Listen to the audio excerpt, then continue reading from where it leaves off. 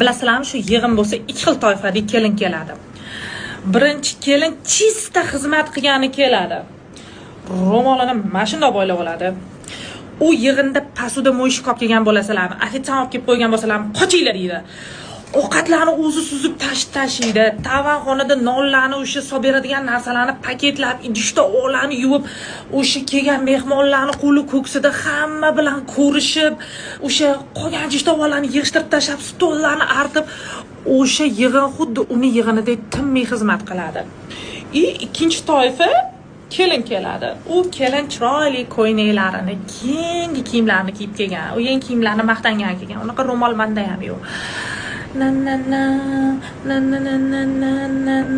U prosta chiroyli. U o'zini ko'rsatgani kelgan. Yangi tilla taqinchoqlari, yangi ko'ynaklari, yangi makiyajlari. U prosta o'tiradi, chiroyli bo'lib o'sha yig'inda.